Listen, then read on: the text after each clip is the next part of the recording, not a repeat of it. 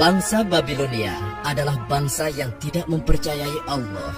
Mereka justru menyembah bintang-bintang. Salah satu dari bintang tersebut adalah Marduk, yang merupakan bintang terbesar dalam pandangan mereka. Para imam membangun kuil suci bagi Marduk. Selain Marduk, mereka juga menyembah Namrudz, raja mereka. Siapakah Tuhan kalian? Engkau, wahai Namrudz yang agung. Siapakah Tuhan kalian? Engkau, wahai Namrudz yang agung. Siapakah Tuhan kalian? Engkau, wahai Namrudz yang agung. Bagus. Kalian orang-orang yang cerdas. Akulah Tuhan sekalian alam. Demikianlah keangkuhan seorang Namrudz.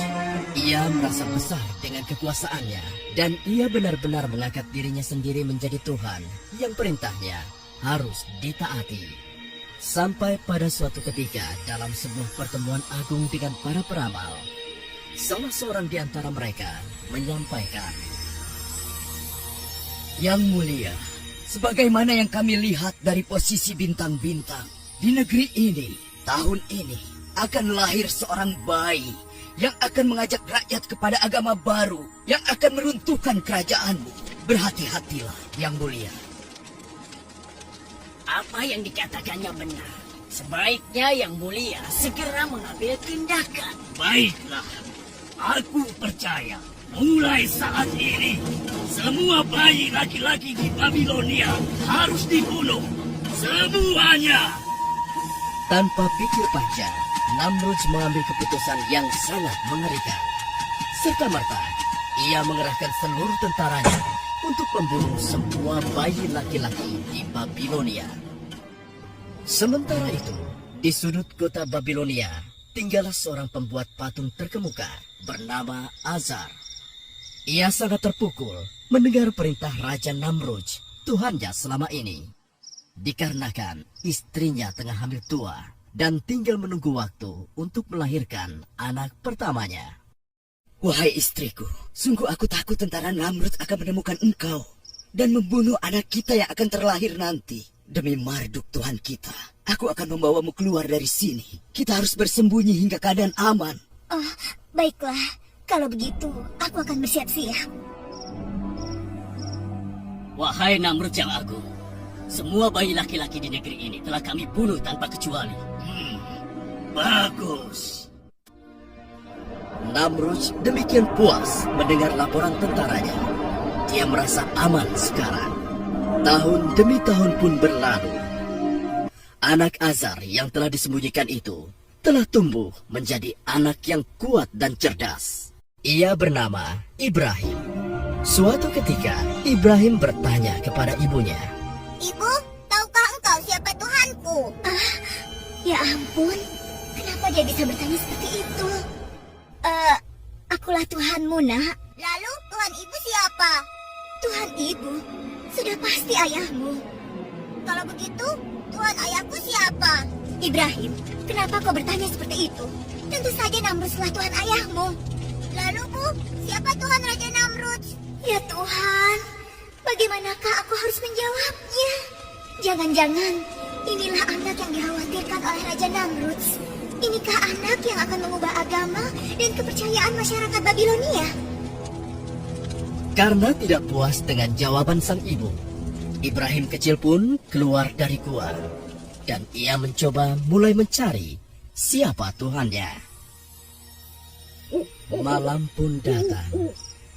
Saat itu bulan purnama bercahaya menerangi malam. Wow, inilah rupanya Tuhanku. Ibrahim kecil sangat kagum dengan bulan purnama itu. Sekali lagi ia yakin itulah Tuhannya. Tetapi tatkala pagi menjelang, Kenapa dia menghilang? Kemana sinarnya tadi? Dia pasti bukan Tuhan. Wow, ini pasti Tuhanku. Indah sekali. Besar dan sangat terang. Pasti dia kuat sekali. tetapi malam pun datang. Pasti dia juga bukan Tuhan. Tuhan tidak mungkin pergi. Demikianlah, Ibrahim kecil merenung dari hari ke hari. Ia mencari siapa Tuhannya. Ia telah mengamati semua yang ada di alam ini. Sampai akhirnya ia menyimpulkan bahwa Tuhannya adalah Tuhan yang menciptakan alam semesta. Dialah Allah yang Esa. Beberapa tahun kemudian, di usianya yang dewasa, Ibrahim pun diangkat menjadi utusan Allah. Beliau pun kembali kepada kaumnya di negeri Babilonia. Beliau pun memenuhi tugasnya, menyeru manusia kembali kepada Allah.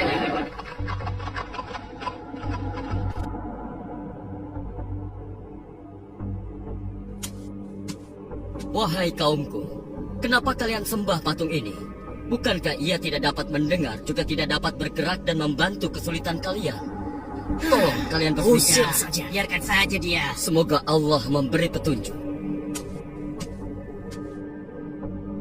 Wahai kaumku, keluarlah dari semua kebodohan ini. Tidak ada gunanya kalian menyembah semua patung yang ada. Ia tidak bisa menolong kalian. Wahai Ibrahim, ini warisan nenek moyang kita yang selama ini kita anggap suci. Kau hendak menghina nenek moyang kita. Aku tidak menghina. Aku hanya mengajak kepada kebenaran yang sesungguhnya. Kebenaran seperti apa yang kau maksudkan, Ibrahim? Sembahlah oleh kalian Allah yang Esa yang menciptakan kita, batu-batu itu, dan alam semesta ini. Celaka engkau Ibrahim. Engkau ingin mengganti Tuhan kita selama ini dengan Tuhanmu yang baru. Lalu akan engkau apakan Tuhan-Tuhan ini? Mereka hanya batu belaka. Kalian harus menghancurkannya. Benar-benar gila kau, Ibrahim. Engkau ingin menghancurkannya. Terkutuk engkau. Marduk akan menghukummu. Aku tidak takut. Aku berlindung kepada Allah, karena dialah yang harus kita takuti. Aku ingin mengetuk hati kalian. Bukalah hati kalian. Hai Ibrahim, kau tidak lebih suci daripada kami. Hentikan ocehanmu. Aku tidak akan berhenti menyeru kalian kepada kebenaran. Dengarkan dan renungi kata-kataku. Tinggalkanlah patung-patung tidak berguna itu. Omong kosong. Jika engkau terus menghina Tuhan kami akan menghajarmu, wahai Ibrahim.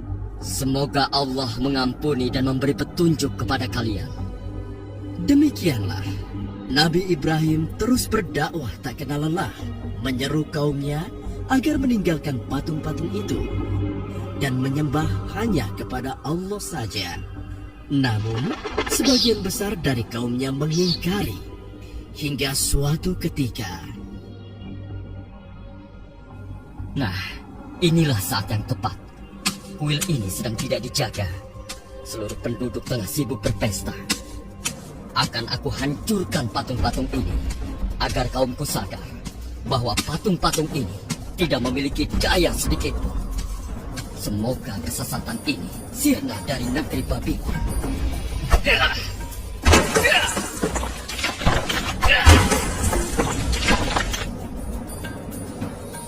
Nabi Ibrahim menghancurkan semua patung-patung milik kaumnya, kecuali berhala yang paling besar yang disebut Marduk. Bahkan Nabi Ibrahim menggantungkan kapaknya pada patung tersebut. Kemudian, kegemparan pun terjadi.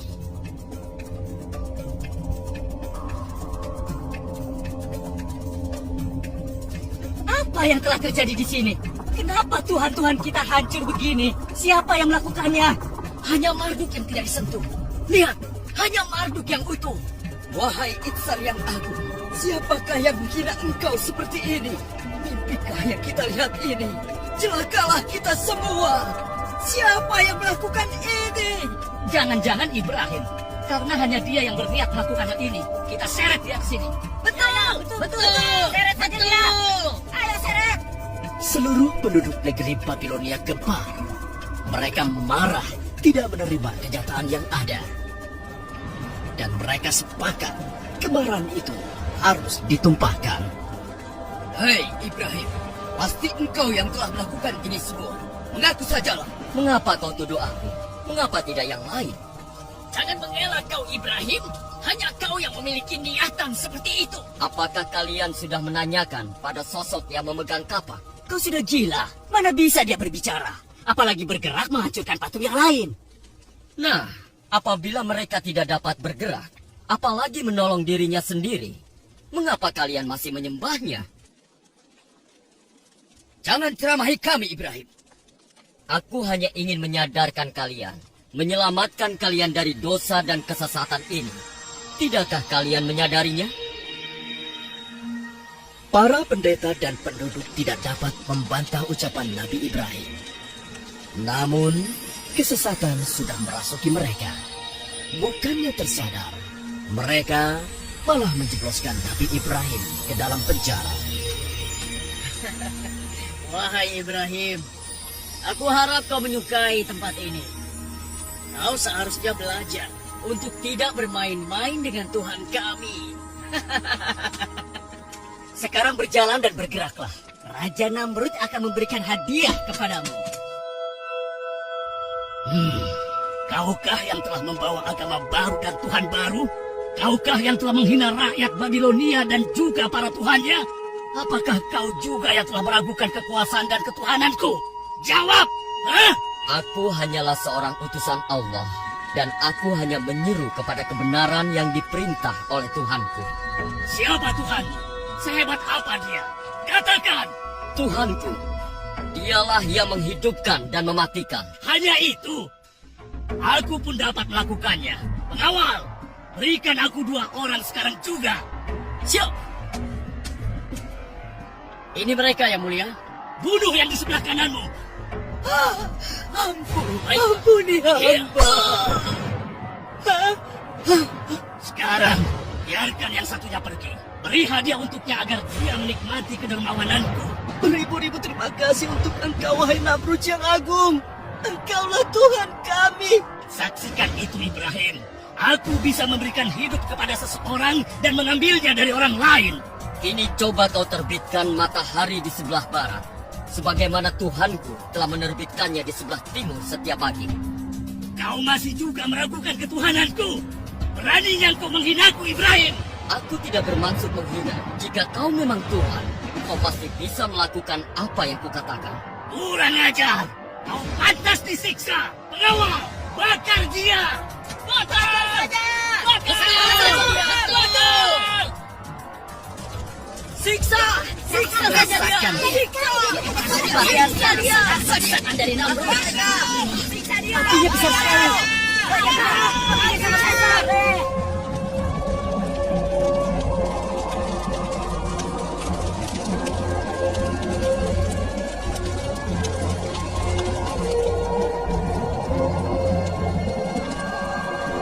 Ya Allah, aku berserah diri kepadamu. Engkaulah pelindungku di dunia dan di akhirat.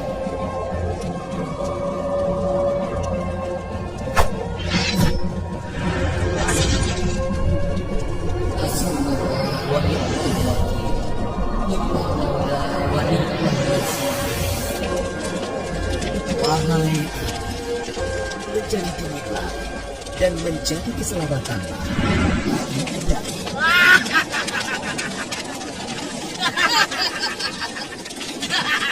Rasakan siksaan Namrud. Dia yang menghukum penghina dan penentang Tuhan-Tuhan kita. Wahai rakyat Babilonia, penghina Tuhan kita telah dimusnahkan. Oleh karena itu, Raja Namrud telah menyiapkan pesta untuk kita semua. Bersenang-senanglah kalian. Begitulah rakyat Babilonia bersuka cita dengan dibakarnya Nabi Ibrahim. Namun, seiring dengan padamnya api, keajaiban terjadi. Ya Tuhan, lihatlah. Apa itu? Hah? Bukankah itu Ibrahim? Ia terbakar. Tidak terbakar. Ah! Seluruh rakyat Babilonia terkejut. Ini kejadian yang sangat ajaib. Meskipun demikian, masih saja sebagian besar dari mereka mengingkari kebenaran yang dibawa oleh Nabi Ibrahim. Mereka bersama Raja Namrud berlaku semakin kejam terhadap Nabi Ibrahim dan pengikutnya. Oleh karena itulah, Allah memerintahkan Nabi Ibrahim dan pengikutnya untuk hijrah keluar dari Babilonia. Setelah kepergian Nabi Ibrahim dan pengikutnya meninggalkan negeri Babilonia, turunlah azab Allah atas Namrud dan penduduknya yang ingkar di Babilonia.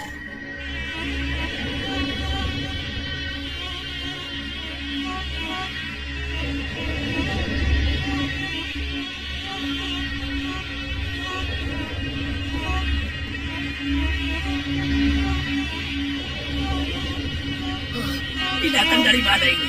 Kurang ajar. Awal, tutup semua pintu. Jauhkan binatang ini dariku. Cepat, tutup semua pintu.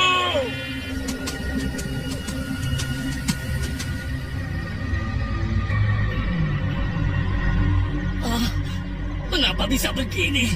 Apakah ini karena Ibrahim dan Tuhannya? Hei, pengawal, pengawal! Aku sudah menyuruh kalian untuk menutup semua pintu dan jendela. Bunuh nyamuk-nyamuk ini, cepat! Raja Namrud berteriak-teriak seperti orang kesurupan. Dia harus menghadapi serangan nyamuk, binatang kecil yang menjadi sangat berbahaya pada saat itu.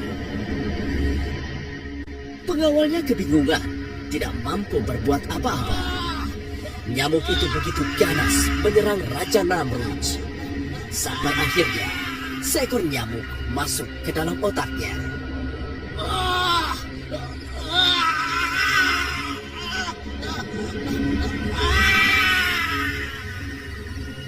Demikianlah, Raja Namrud yang congkak dan sombong mati dengan cara yang mengenaskan. Seekor nyamuk dengan izin Allah Subhanahu wa Ta'ala masuk ke dalam otaknya dan mengakhiri hidupnya yang penuh dengan dosa. Semoga Allah Subhanahu wa Ta'ala melindungi kita dari perilaku yang serupa dengan Raja Namrud.